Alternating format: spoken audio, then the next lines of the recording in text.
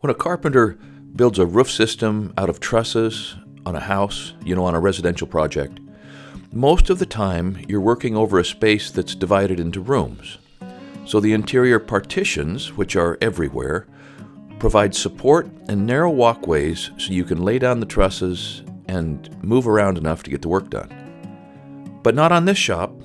It's mostly a wide open space with 16-foot walls with scaffold around the outside. So I needed to build some catwalks in here so I can make this happen by myself. Now the intention of a catwalk is to make the job, number one, possible, and number two, safer. And you must never forget that it needs to be relatively easy to tear out once the work is done. And the other thing you gotta never forget is that it is not a sidewalk and it's not a boardwalk, it's a catwalk.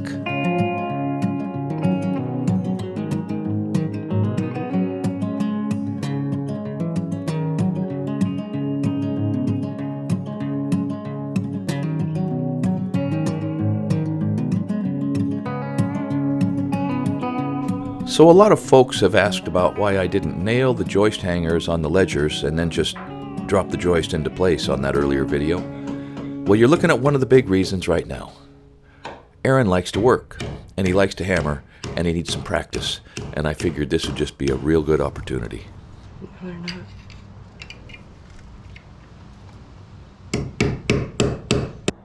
The reality of working by yourself is you have to spend some time building things to compensate for the fact that you're by yourself. Now, I didn't run the camera on most of what I did in there to create the catwalks and the shoring and the staging to hold the trusses up. But you're just about to see that, because the trusses are going to be here next week. We're going to load them, and I'm going to start doing whatever it is I'm going to do. But what I was going to do and am going to do was utterly dependent on being able to lay those trusses out in a particular way, which meant I had to build some catwalk, and I have to have blocks. Now, the truss company can provide the blocks, but I've got plenty of material, and I want the right count in the right places at the right length, and so I'm going to do that myself. Let me show you this scaffold. I've got it up where it belongs now, with the wall all sheeted and pretty well ready for stacking, I think. It's 3 frames high, got a full walkway at the top, 2 at the very top and 1 down at the first rung on the ladder side. I'm missing a few braces, but it is very sturdy up there, and I am optimistic at the difference it's going to make in how it feels and how it works working up there on that roof. So the catwalk was kind of a project. I don't think I ran the camera. I couldn't work and think and film at the same time, so we opted to work and think. But these, stiff backs, they're on about 6-foot centers. Underneath the 2x12s, which are up in the air, those are the same 2x12s that I used to form this thing. I'll give you a look from the top. So I also put some catwalks up here over the office. Much lighter, 2x6s, but there's 1, 2, 3, 4, 5 of them, because this gable end is going to be sheeted and the fascia board is going to be put on before I stand it up. So this needs to be nice and flat up here. So this is not near as flat up here out over the main space as it needs to be up over the office, because I'm not going to be putting any fascia board on any of this stuff up here. I'm just going to be dragging the trusses around, scattering them, and raising them up.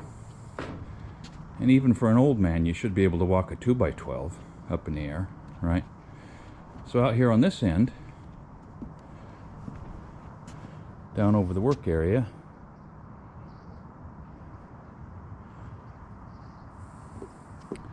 this gable end is going to be stood up, unsheeted, just like you would see in a tract or something, and then the sheeting and the siding and the fascia will all be put on from the ground, either off of pump jacks or scaffolding. But at this point, I think that I'm 100% ready for the crane to get here. The walls are straight and braced, And I have the prep work done so that hopefully we can put this thing together in a reasonable period of time. One of the things that's been a big help for me as a contractor for the last 26 years here is finding the right people and using them. And I've been using Relco Truss and Floor for 20 years. They're bringing the trusses down today. They're about 80 miles up the country. But, you know, once the trusses are up on tires, they can travel really all over the state delivering their good products. Anyway, our preparations are complete. I hope the catwalks are in place. I can get around, I can signal the crane. I will have a hard hat at that particular moment, and we will see by about, lunchtime exactly how this all shakes out. However much concrete invites anxiety onto a job, truss delivery invites more. Because in the moment, the stakes are higher.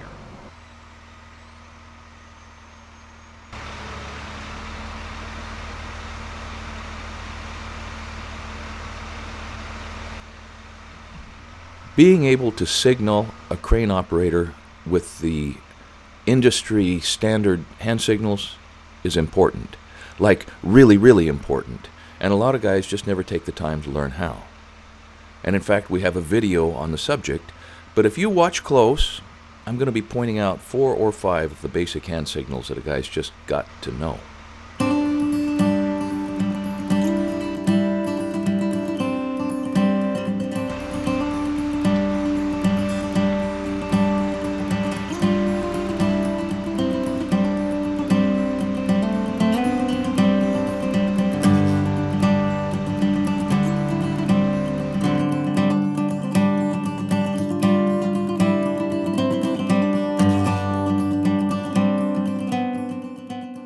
So if you're watching this and you're thinking that those are awfully tiny bundles of trusses, you're right. They are little bundles of trusses, but this was the only way to accomplish what I needed to do next.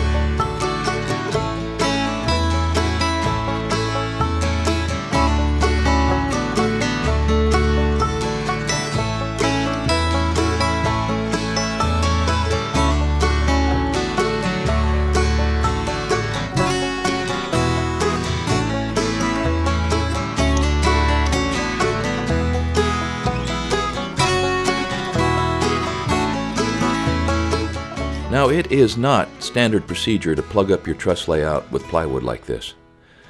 But with the scaffolding in place on the sides, and without any help, I was just trying to reduce the number of plywood sheets that I was going to have to shove up a ladder all by myself. So that went seamlessly. And the reason it went seamlessly is because Brian knows exactly how to do this. How long have you been sitting in the seat of one of these trucks and then standing up there watching people hanging by their toes and swinging thousands of pounds over their head? How long have you been doing that? Almost 10 years. 10 years. Yeah. So, for how much of that 10 years was it just terrifying? Still is sometimes. Yeah, I'll bet. I'll bet. How long did it take till the learning curve started to flatten out? Probably after about a year, you Okay. really start getting, if you do enough big jobs and, you kind of get a little more used to it. Yeah. Kind of know what to expect when you're showing up. Kind of so. go numb a little bit Right, to what's right. going on. Yeah. Yeah. Sometimes it's good, sometimes that's not so good. Yeah. So in Oregon, Relco makes a lot of materials for job sites. Do Correct. you guys still do the joists and stuff, or is it just roof trusses? We do now? the roof trusses and the floor joists. Floor joists. Yeah. So you work all year long with these guys All through the year. rain and everything? All year. So I think I knew the answer to that question because I've bought trusses from these guys before all year. And this was the first time that they were really stacked up. You guys are like crazy busy Yeah, these days. It's Yeah. crazy. Yeah. And frankly, they went out of their way to make this happen for me today, and I appreciate it a lot. I mean, everybody, I drove up there the other day and took the plans up, saved them a trip down here, and I could just tell everybody was just right at red line, But you weren't at red line today. It was really great. Yeah, this was nice. You made it really easy. Well, yeah, I laid awake a little bit plotting Right. this out. But anyhow, well done, man. Thank you. That is. If you look in the dictionary under good work, you're going to see a picture of this guy swinging trusses up over some bonehead standing on a catwalk. That's what you're going to see. In the next video in our series, you're going to watch me stack this roof using a solo stacking technique that I learned from John Urban while I was living in Las Vegas. It's pretty slick, if I do say so myself. Thank you for watching Essential Craftsman, and keep up the good work.